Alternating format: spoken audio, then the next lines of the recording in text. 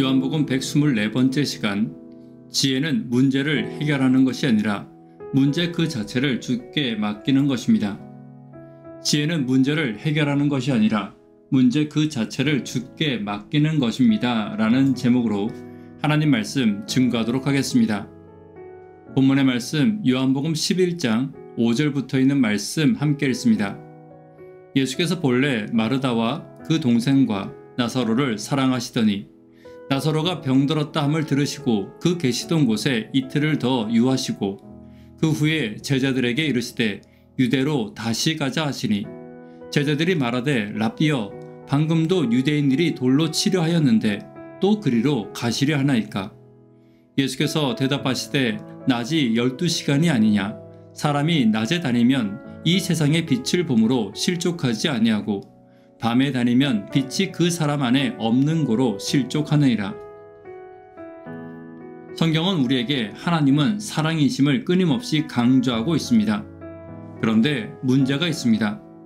우리가 살아가다 보면 나를 그토록 사랑하여 아들까지 내어주신 하나님이 계심에도 불구하고 내 삶에 어려움이 생긴다는 것입니다.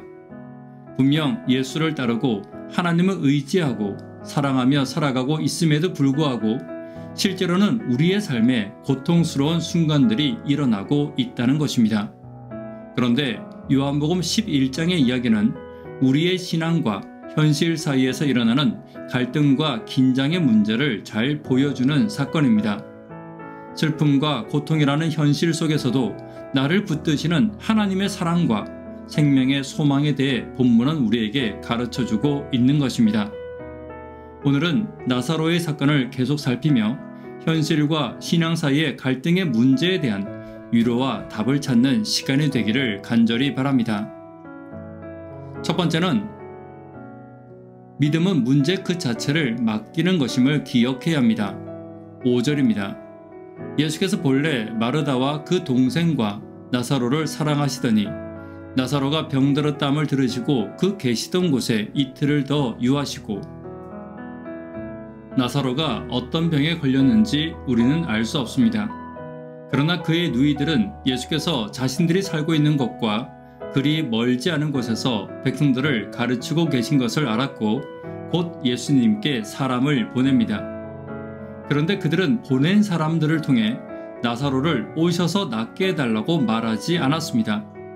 그들은 예수에게 두 가지를 전달하는데 첫 번째는 나사로가 병들었다는 것이고 두 번째는 그가 예수님이 사랑하시는 자라는 것입니다. 그렇다면 왜 나사로의 누이들은 예수께서 직접 오셔서 고쳐달라고 말하지 않았는지 우리는 11장을 계속 읽다 보면 어느 정도 추측이 가능합니다. 유대에 있는 베다니에 살고 있는 그들은 예수께서 유대인들의 위협에 돌에 맞아 죽을 뻔한 사건을 알고 있었고 예수께서 말씀만으로 왕의 시차를 고치신 것처럼 나사로 역시 조금 떨어진 곳에서 말씀만으로 고쳐주실 것을 기대하고 있었던 것입니다. 그러나 예수는 그들의 기대에 벗어난 행동을 하십니다. 말씀만으로 고치지도 않으시고 오히려 이틀을 더 유하시는 것입니다. 우리도 마찬가지입니다. 주님이 나를 사랑하시는 것을 우리는 알고 있습니다. 그리고 지금도 성령의 능력이 내게 임할 것도 알고 있습니다. 또한 문제가 생겼을 때 그 문제를 주께서 해결해 주실 것도 알고 있습니다. 그러나 알고 있는 것과 믿고 있는 것은 조금 다른 문제입니다. 알고 있는 것은 어디까지나 내가 아는 것입니다. 그리고 어쩌면 내가 원하는 방식, 내가 원하는 방향이 먼저 머릿속에 떠오를 것입니다. 그러나 믿고 있는 것은 내가 알고 있는 방법도 아니고 내가 원하는 방법이 아닌 문제 그 자체를 내가 믿는 그분께 맡기는 것입니다. 그 문제가 해결되고 안 되고가 중요한 것이 아니라 그 문제를 어떻게 사용하실지를 예수께 믿고 맡기는 것이 믿음이라는 사실을 잊지 않아야 합니다. 다니엘의 세 친구들이 풀무불의 문제 앞에서 그리 아니하실지라도 라는 고백을 했던 것 같이 오늘 우리의 삶의 문제를 어떻게 사용하실지 하나님의 손에 나를 맡기는 믿음을 달라고 기도하는 저와 여러분 되기를 간절히 바랍니다. 두 번째로 하나님은 나를 향한 더 큰 뜻을 가지고 계십니다. 7절과 8절을 보면 예수님의 말씀이 조금 이상합니다. 베다니로 가자 혹은 나사로에게 가자가 아니라 유대로 가자고 말씀하십니다. 다시 말해 지금 예수님이 가시는 이유는 단순히 나사로를 살리기 위해서가 아니라는 것입니다. 유대는 사해 서쪽에 있는 지명의 이름입니다. 베들레헴과 예루살렘과 베다니를 다 포함한 지명의 이름입니다. 그리고 이제 예수님은 고난당하시고 죽으시고 부활하시기 위해 유대로 가시는 것이고 궁극적으로 나를 구원하시기 위해 유대로 가시게 되는 것입니다. 그러므로 나사로의 부활은 예수님의 부활의 표적이 될 것이며 예수를 믿고 따르는 자들과 제자들에게는 소망이 될 표적이 될 것이었습니다. 그러나 제자들이 보기에는 이해되지 않는 행동이었습니다. 자신에게 돌을 던져 죽이려는 자들을 피해 가까스로 요단강 건너편으로 왔는데 다시 유대로 돌아가자는 것은 그들에게는 이해되지 않는 선택이었습니다.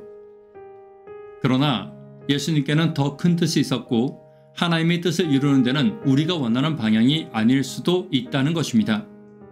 오늘 미래를 알지 못하는 내가 그리고 하나님의 뜻을 온전히 알지 못하는 내가 기억해야 할 것은 하나님은 나를 향한 더 큰 뜻이 있다는 것이며 하나님은 나를 진실되게 사랑하신다는 것입니다.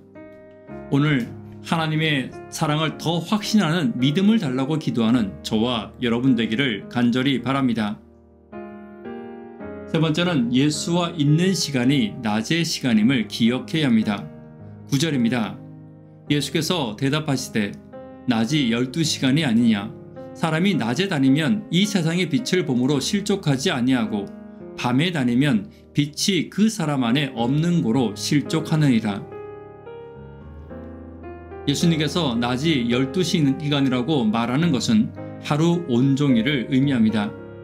예수님은 자신이 빛이시기 때문에 온종일 해가 있는 낮에 거하는 사람은 항상 안전할 것을 말씀하시고 계신 것입니다.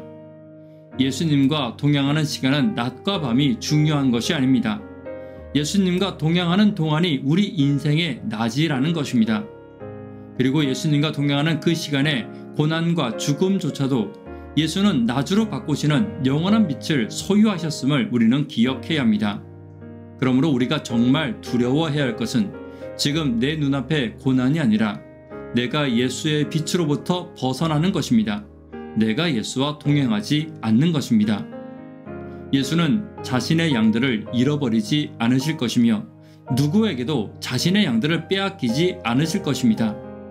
오늘 내 눈앞에 있는 고난이 중요한 것이 아니라 예수와 있는 시간이 내게 빛의 시간임을 기억하고 나의 온전한 목자 되신 예수를 바라보고 예수께 더 가까이 붙어있는 저와 여러분 되기를 간절히 바랍니다. 말씀에 결론 맺도록 하겠습니다. 오늘은 나사로의 사건을 계속 살피며 현실과 신앙 사이의 갈등의 문제에 대한 답을 함께 살펴보았습니다. 믿음은 문제를 주께 맡기는 것입니다. 하나님은 나를 향한 더 큰 뜻을 가지고 계심을 기억해야 합니다. 예수와 있는 시간이 낮의 시간임을 기억하는 저와 여러분 되기를 간절히 바랍니다. 기도 제목 함께 나누도록 하겠습니다. 새생명 축제를 위해 기도 부탁드립니다. 교회와 개인의 성령 임재를 위해 기도 부탁드립니다. 구도자분들을 위해 기도 부탁드립니다.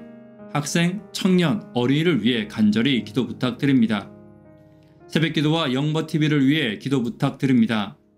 예수께는 나를 향한 더 큰 뜻이 있음을 기억하고 예수께 나의 문제를 맡기는 내가 되기를 위해 기도 부탁드립니다. 이 시간 개인적으로 기도하도록 하겠습니다. 감사합니다.